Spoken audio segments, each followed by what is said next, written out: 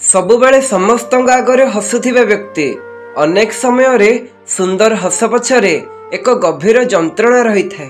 ଆକାଶଟା ଯେତେ ପାଖରେ ମନେ ହୁଏ ସେତେ ପାଖରେ ନଥାଏ। ଠିକ୍ ସେମିତି କିଛି ଲୋକ ଯେତେ ନିଜର ମନେ ହୁଅନ୍ତି ବାସ୍ତବରେ ସେମାନେ ନିଜର ନୁହନ୍ତି। ଭରସା ଗୋଟେ ଏମିତି ଜିନିଷ, ଭରସା ଥିଲେ ମିଛ କଥା ବି ସତ ଭଳି ଲାଗେ, କିନ୍ତୁ ଭରସା ଭାଙ୍ଗିଗଲେ ସତ କଥା ବି ମିଛ ଲାଗେ। ଆଜିକା ଦୁନିଆରେ ଆମେ ଯାହାକୁ ଅଧିକ ଗୁରୁତ୍ୱ ଦେବା ସେ ହିଁ ଆମକୁ ସେତିକି ଧକ୍କା ଦେବ। ଯେଉଁ ଜିନିଷ ତୁମର ହେଇଥିବ ତାହା କେବେ ବି ତୁମ ହାତରୁ ଯିବନି, ଆଉ ଯାହା ଚାଲିଗଲା ବୁଝିଯାଅ ସେ କେବେ ତୁମର ହିଁ ନଥିଲା। ଗୋଟେ ଭୋକିଲା ପେଟ ହିଁ କହିପାରେ ମୁଠାଏ ଭାତର ମୂଲ୍ୟ କେତେ, ବୁନ୍ଦାଏ ପାଣି ହିଁ ଜାଣିପାରେ ଗୋଟିଏ ଜୀବନର ମୂଲ୍ୟ କେତେ, ଗୋଟିଏ ଦୁଃଖୀ ଲୋକ ହିଁ ଜାଣିପାରେ ଅନ୍ୟର ଦୁଃଖ କେତେ। ଯେଉଁ ସମ୍ପର୍କ ତୁମ ଭାବନାକୁ ବୁଝିପାରେନି, ତୁମ କଷ୍ଟକୁ ଅନୁଭବ କରିପାରେନି, ସେଭଳି ସମ୍ପର୍କ ଠାରୁ ଦୂରେଇ ରହିବା ବହୁତ ଭଲ। ନିନ୍ଦାରେ ବିଚଳିତ ହୋଇ କେବେ ନିଜର ଲକ୍ଷ୍ୟ ଛାଡ଼ନ୍ତୁ ନାହିଁ, କାହିଁକି ନା ସଫଳତା ପାଇଗଲେ ନିନ୍ଦା କରୁଥିବା ଲୋକର ମତ ବି ବଦଳିଯାଏ। କେହି ଜଣେ ଠିକ୍ କହିଛନ୍ତି, ପାଣି ଭିତରେ ନ ପଶିଲେ ଯେମିତି ପହଁରା ଶିଖି ହୁଏ ନାହିଁ, ଠିକ୍ ସେମିତି ଖରାପ ସମୟ ନ ଆସିଲେ ମଣିଷ ଚିହ୍ନି ହୁଏ ନାହିଁ। ସ୍କୁଲରେ ପଢ଼ିବା ବେଳେ ଭାବୁଥିଲି କେବେ ଏ ଜେଲରୁ ମୁକ୍ତି ମିଳିବ କେଜାଣି, ହେଲେ ଏବେ ଭାବୁଛି ସେଇଟା ହିଁ ସ୍ୱର୍ଗ ଥିଲା ଯାହାକୁ ଆଉ କେବେ ପାଇପାରିବି ନାହିଁ।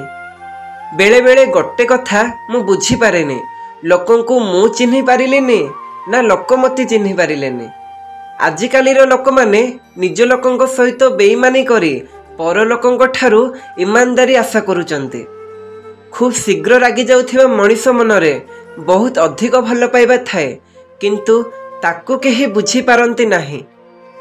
ହୃଦୟକୁ ବୁଝିପାରୁଥିବା କ୍ଷମତା ସମସ୍ତଙ୍କ ପାଖରେ ନଥାଏ।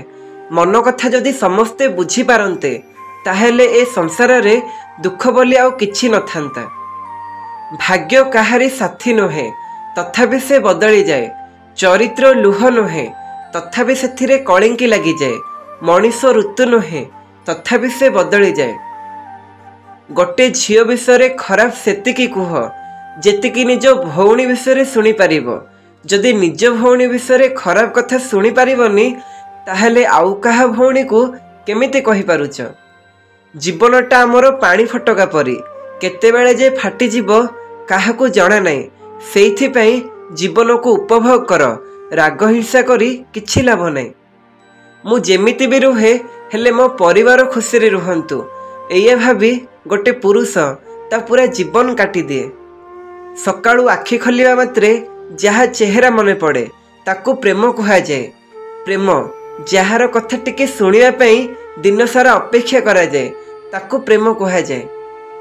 ନିଜର ଭାବୁଥିବା ଲୋକଟି ଯେତେବେଳେ ପର ଭଳି ବ୍ୟବହାର କରିଥାଏ ସେତେବେଳେ ଭାରି କଷ୍ଟ ଲାଗେ। ଆପଣ ଆପଣ କହି ହାତ ଯୋଡ଼ୁଥିବା ଲୋକ ବି ଖରାପ ସମୟ ଆସିଲେ ତୁ ତୁ କହି ଆଙ୍ଗୁଳି ଦେଖାଏ।